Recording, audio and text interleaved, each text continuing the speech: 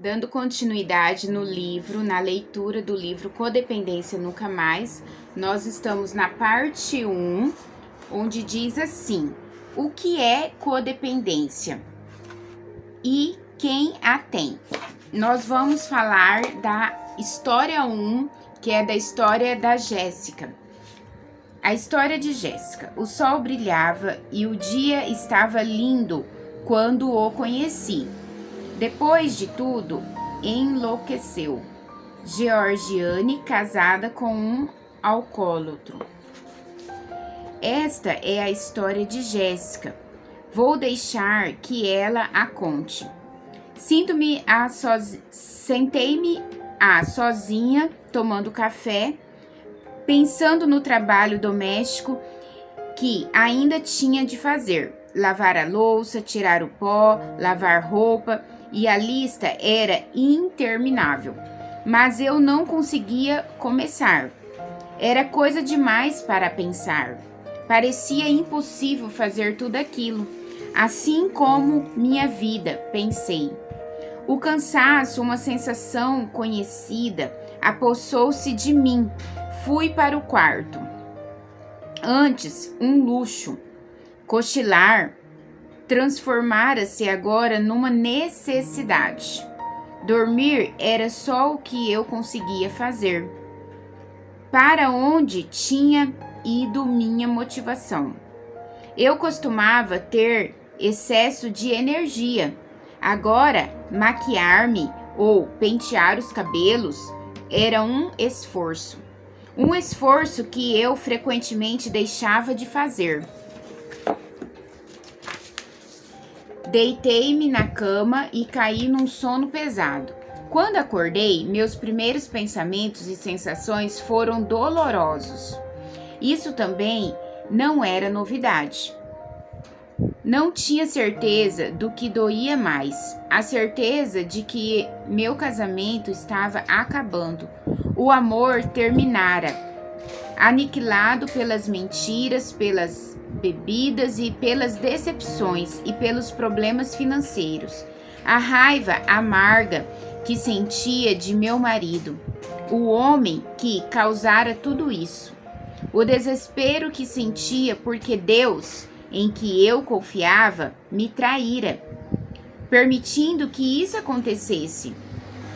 Ou uma mistura de medo, impotência e desesperança que impregnava todas as outras emoções.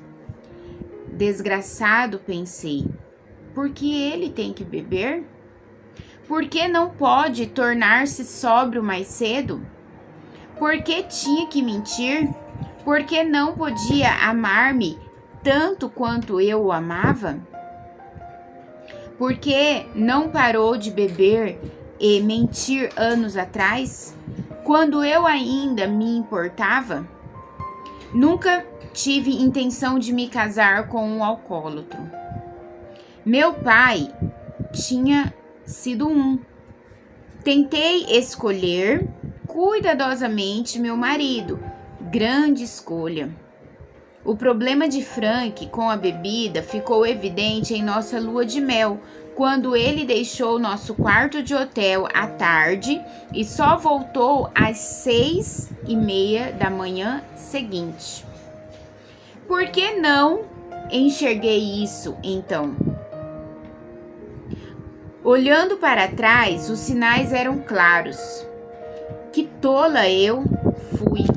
Oh, não, ele não é um alcoólico. De jeito nenhum, defendia-o sempre. Acreditei em suas mentiras, acreditei em minhas mentiras. Porque não o deixei, não me divorciei por culpa, medo, falta de iniciativa e indecisão. Além disso, eu já havia deixado uma vez. Quando nos separamos, eu só sentia depressão pensando nele e preocupando com o dinheiro. Sou uma desgraçada. Olhei o relógio, 2:45. As crianças chegariam logo da escola e depois ele chegaria e esperaria o jantar. Não fiz nenhum trabalho doméstico hoje. Nunca consegui fazer nada. E a culpa é dele, pensei. A culpa é dele. De repente, fiquei emotiva.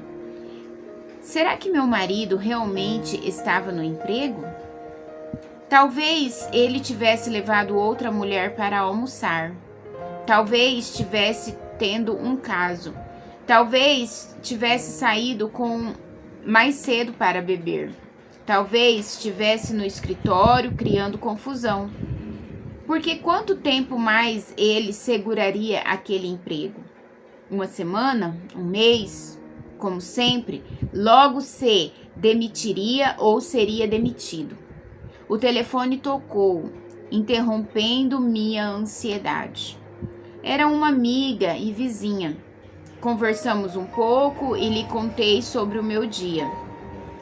Vou ao Anon amanhã, disse ela. Quer vir comigo?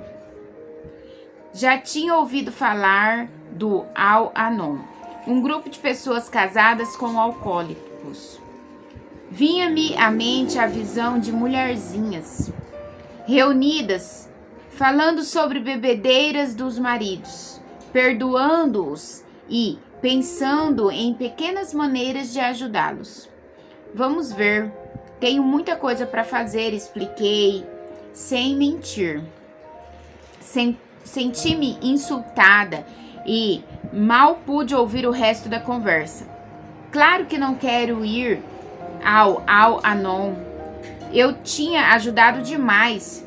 Já não tinha feito o bastante por ele? Fiquei furiosa com a sugestão de que tinha que fazer mais e continuar a tentar encher esse buraco sem fundo de necessidades insatisfeitas que chamamos de casamento. Estava cansada de carregar o fardo e sentir-me responsável pelo sucesso ou fracasso de nosso relacionamento. O problema é dele, pensei. Deixe que ele encontre a solução. Deixe-me fora disso. Não me peça mais nada. Apenas faça com que eu melhore, ele melhore e eu me sentirei melhor. Depois de desligar o telefone, arrastei-me até a cozinha para preparar o jantar. E, de qualquer modo, não sou eu quem precisa de ajuda, pensei. Eu não bebo, eu não uso drogas, eu não perco empregos e nem minto e nem me engano e nem engano a quem eu amo. Mantenho a família unida com maior sacrifício. Tenho pagado as contas, mantido um lar e com um orçamento apertado. Estado sempre ali para qualquer emergência. E casada com um alcoólico. Emergência é o que não falta. Atravessada a maioria das crises sozinhas e preocupada ao ponto de frequentemente adoecer? Não. Decidi não sou a irresponsável aqui. Não há nada de errado comigo. Tenho apenas de começar a fazer minhas diárias. Não preciso de reuniões para fazer isso. Me sentiria culpada de sair quando tenho todo esse trabalho para fazer em casa. Deus sabe que não preciso de mais culpas. Amanhã me levantarei e me ocuparei. As coisas vão melhorar amanhã. Quando as crianças chegaram, vim-me gritando com elas. Isso não surpreendeu ninguém. Meu marido era o bonzinho, o cara legal. A carrasca era eu. Tentei ser agradável, mas era difícil. A raiva estava bem embaixo da superfície. Por muito tempo tive de tolerar muito. Não queria ou não era mais capaz de tolerar qualquer coisa. Estava sempre na defensiva. Sentia que de alguma forma, pela minha lutava pela minha vida. Mais tarde, descobri que era verdade. Quando meu marido chegou, esforcei-me para preparar o jantar. Comemos, mal nos falamos. Tive um dia agradável, disse Frank. O que ele quer dizer? Pensei. O que realmente fez? Pelo menos estava no trabalho. Além disso, quem se importa? Que bom, retruquei. Como foi seu dia? Perguntou ele. Que diabos acha que foi? Pensei. Depois de tudo que me fez, como espera que meus dias sejam? Lancei-lhe um olhar ameaçador, forcei um sorriso e disse: meu dia foi bom. Obrigado por perguntar. Frank olhou para o outro lado. Ele ouviu o que eu não estava dizendo, mas do que eu dizia. Ele sabia que era melhor não dizer mais nada, e eu também. Estávamos quase sempre a um passo de uma discussão irada. Uma reedição de ofensas passadas, gritando ameaçadas de divórcios. Costumávamos desabafar em brigas, mas nos cansamos delas. Então fazíamos isso silenciosamente. As crianças interromperam o nosso silêncio hostil. Meu filho disse que queria ir a um parque que ficava a alguns quarteirões de casa. Eu disse que não queria que ele fosse sem o pai ou sem mim. Ele resmungou que queria e que iria sozinho e que eu nunca o deixava fazer nada. Gritei que ele não ia e ponto final. Ele gritou: por favor, tenho que ir, todos os meus amigos vão. Como sempre, cedi. Está bem, vá, mas cuidado, avisei. Senti como se tivesse sido derrotada. Sempre me sentia derrotada com os meus filhos e com o meu marido. Ninguém jamais me ouvia, ninguém jamais me levava a sério. Eu não me levava a sério. Depois do jantar, lavei a louça enquanto meu marido assistia à televisão. Como sempre, eu trabalho e você se diverte. E eu me preocupo e você descansa. Eu ligo e você não. Você se sente bem e eu sofro, desgraçado. Atravessei a sala várias vezes, bloqueando de propósito a frente da TV, lançando-lhe secretamente olhares de raiva. Ele me ignorou. Depois de me cansar disso, voltei à sala. Suspirei e disse que ia varrer o jardim. Disse: isso é trabalho de homem, expliquei. Mas acho que vou ter que fazer eu mesma. Ele disse que faria depois. Eu disse que depois nunca chega. Não posso esperar. Já estou envergonhada do quintal. Esquece, estou habituada a fazer tudo. Vou fazer isso também. Ele disse: está bem, vou esquecer. Saí com raiva e andei em volta do jardim. Cansada como estava, fui cedo para a cama. Dormir com o meu marido tornara-se tão estressante quanto os nossos momentos acordados.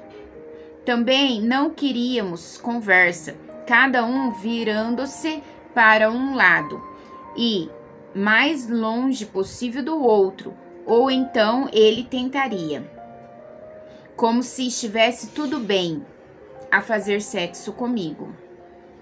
De qualquer maneira, era tenso. Se virássemos as costas um para o outro, ficava lá, deitada, com pensamentos confusos e desesperados. Se ele tentava tocar-me, eu congelava. Como podia desejar fazer amor comigo? Como podia me tocar como se nada tivesse acontecido?